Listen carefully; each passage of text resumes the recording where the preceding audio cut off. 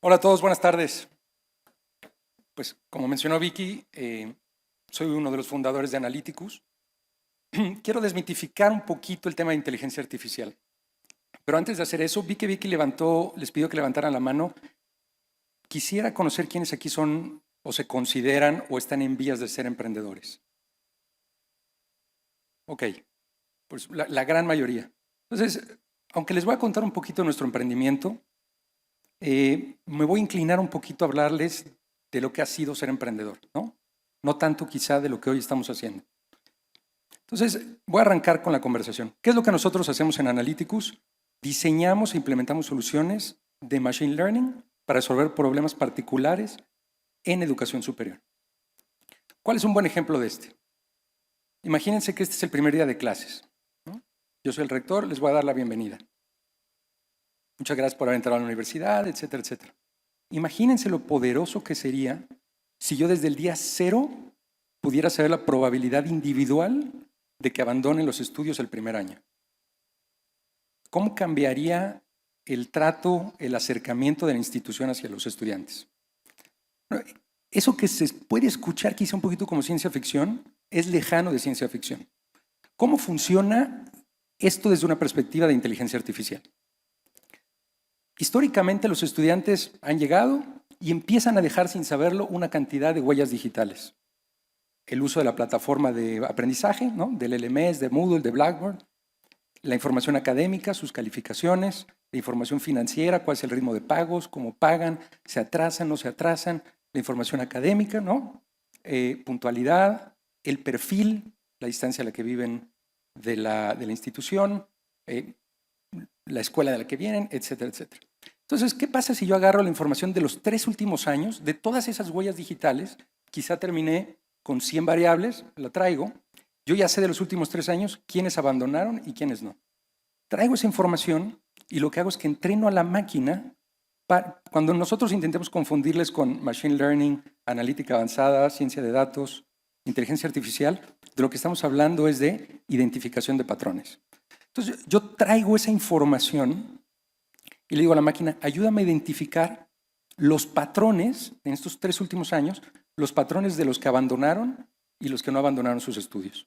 Entonces la máquina agarra y me dice, bueno, la información académica es esta, información financiera es esta, información de perfil es esta, y al final se genera un algoritmo. Cuando empieza mi semestre actual, yo agarro y traigo esa información y le digo a la máquina, ¿quiénes se parece la información a los estudiantes que abandonaron? Y de esa manera me dice, este patrón se parece a este amigo que abandonó en un 73% y por lo tanto sé que Juan tiene un 73% de probabilidades de abandonar. Eso es Machine Learning aplicado a EdTech. El caso de uso, pues lo hemos visto ya en otras industrias como retail, ¿no? Con la probabilidad de que un cliente te abandone, etcétera, etcétera. Pues bueno, eso es lo que hacemos en Analyticus. Les voy a contar un poquito de nosotros y después voy a entrar de lleno al tema de emprendedurismo. Este es un poco el ejemplo, el primer día de clases. Imagínense el tipo de problemas que se pueden resolver. Al final, nosotros nos especializamos en cómo podemos integrar soluciones de aprendizaje supervisado y en algunos escenarios no supervisado para resolver problemas particulares de las instituciones. ¿Qué tipo de problemas? Y ahora se los mostraré en más detalle. Dentro de la jornada del estudiante, la jornada empieza con el candidato. ¿Qué es el tipo de preguntas que resuelves? ¿Cuál es la probabilidad de que un candidato se convierta en estudiante? Y eso se puede utilizar desde varias perspectivas, ¿no? Como una perspectiva quizá de universidad privada es en qué candidatos me debo enfocar para tener una conversión más alta, a qué candidato le llevo a marcar primero. Otro escenario, ¿cuál es la probabilidad de que este estudiante sea exitoso? Caramba, ¿cómo podemos hacer eso? Bueno, nosotros en particular tenemos una solución cognitiva que a partir de textos generados por los estudiantes o por cualquier persona te da una radiografía de 30 variables de personalidad, que se llaman los Big Five Traits de la personalidad y tienes 30 facetas. Entonces, bajo la misma estrategia de lo que les platiqué hace un momento, si yo tomo la información de las personalidades que han sido históricas en mi institución, yo puedo entrenar a la máquina para cuando llegue un nuevo estudiante y tengo la radiografía de su personalidad, diga, bueno, el fit de este estudiante con la universidad es tanto, o con esta carrera es tanto, o con este curso es tanto. Y eso me sirve pues, para dar inputs adicionales al estudiante. ¿Todos conmigo? Bueno, voy a dar un pasito para atrás para hablar de, por un lado ya les desmitifiqué la inteligencia artificial, pero ¿cuál es la promesa de la inteligencia artificial en general y en particular en educación? Si se dan cuenta, nosotros hoy ya estamos expuestos en retail, cuando vemos películas, a la promesa de inteligencia artificial y es la comunicación uno en uno, ¿no? Yo te digo el producto que tú necesitas cuando lo necesitas. Yo le prescribo qué película debe ver en Netflix porque sé cuál es la que le gusta y es uno en uno. En la educación tradicionalmente venimos con un modelo de uno a muchos, ¿no? Seguramente desde la Edad Media, donde hay un profesor que da el mismo mensaje a los estudiantes. Bueno, creo yo, o creemos en Analyticus, que la educación es una de esas industrias que va a tener una de las disrupciones más tremendas que nos podamos imaginar. ¿Y por qué es tan radical esa disrupción? Porque no ha tenido ninguna disrupción históricamente, ¿no? O sea, evidentemente hay componentes tecnológicos, Learning Management System, etcétera, pero el mecanismo tradicional sigue siendo el mismo. Entonces, hoy hay un apetito que está cambiando y es el título quizá tiene un peso menos relevante, el desarrollo de una competencia tiene un peso más relevante, etcétera, etcétera. Entonces, bueno, estas son algunas de las instituciones con las que trabajamos y estos son algunos de nuestros productos. Como les comenté, arrancamos desde cuál es la probabilidad que tiene un estudiante en abandonar, la personalidad del estudiante, por ejemplo, en cursos blended y online.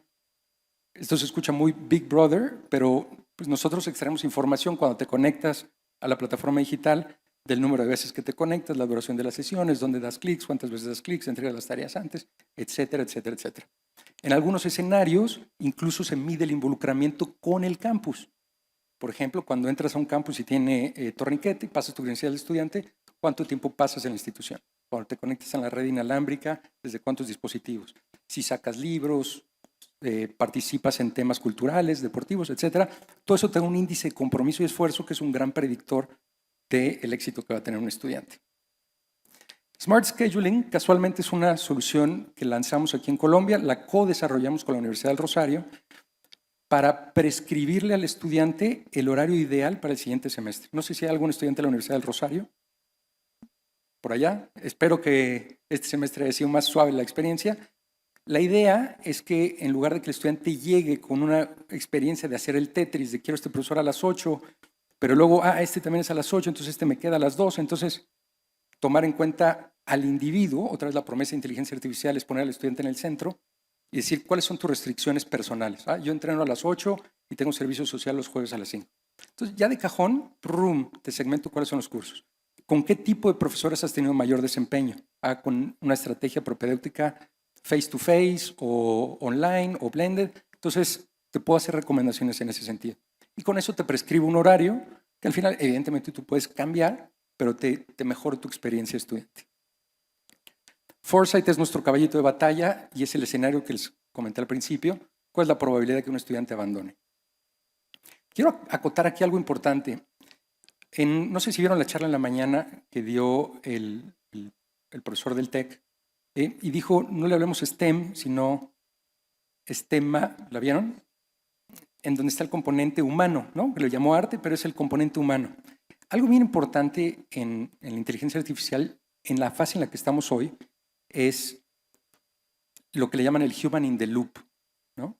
Entonces, hoy no estamos, y no creo que vayamos a estar en mucho tiempo, en un punto en donde la máquina esté lista para tomar decisiones. Realmente lo que hoy la inteligencia artificial está haciendo es aumentar, ¿no? Darnos como superpoderes para tomar decisiones mucho más educadas. Y Foresight pues es una de esas soluciones en donde no necesariamente porque yo diga que un estudiante se va a ir o porque un modelo analítico me lo diga, se va a ir, ¿no?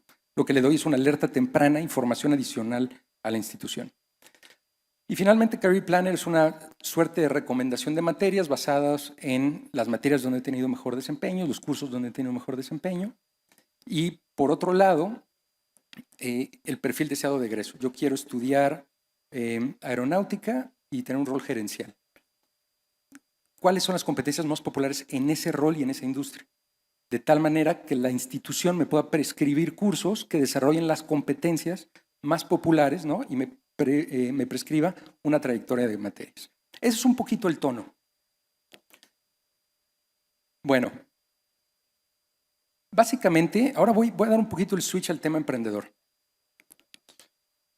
Platicaba en la mañana con un colega emprendedor un poquito de, hay hitos en la historia de un emprendedor, ¿no? Hay momentos clave, ¿no?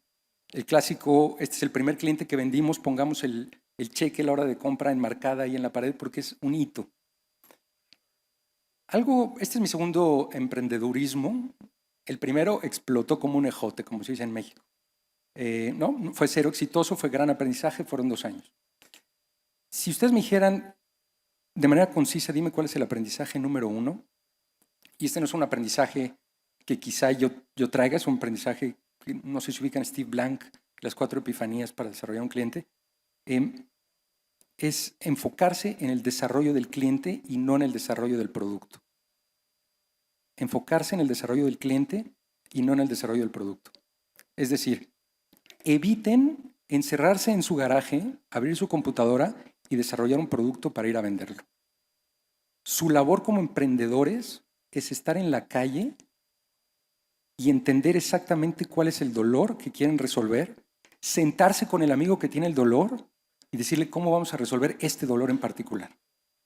Una vez que tengan eso clarísimo, entonces se regresan a su garaje para resolver ese problema en particular. Los que están un poquito en la ola de emprendedurismo seguramente han estado expuestos a este concepto del MVP, Eric Ries, etc. Es muy apegado a eso. La idea es alejarse de pasar tiempo en crear un producto que según yo en mi mente, con mi equipo, en mi cabeza, resuelve problemas y acercarse a un cliente y regalen el primer contrato, ¿no? O sea, no se preocupen, regalen el primer contrato, siéntense con el cliente y digan, codesarrollémoslo. Fresco, la propiedad intelectual tú la puedes utilizar ad infinitum y yo me quedo con la propiedad intelectual para después trabajar. Y salgan con ese producto, van a salir con un caso de estudio, van a aprender todo lo que no se imaginan. La labor número 1 del emprendedor, y esto lo decía Steve Blank, la labor número 1 del emprendedor es comprobar las hipótesis. Ustedes en su mente, cuando hagan su hermosísimo business plan, un inversionista me decía, el business plan, no he visto un solo business plan que se cumpla, pero lo más importante del business plan es entender cuáles son las premisas que ustedes están tomando para eso. El trabajo número 1 es comprobar las hipótesis. Yo creo que hay este mercado, yo creo que hay este apetito, y ahí es a donde creo que se deberían de enfocar. No sé cuántos minutos tenemos, sé que tenía como 10, 15 minutitos, 1 minuto. No sé si hay alguna pregunta en particular. Sí, señor. Fuerte. Hola.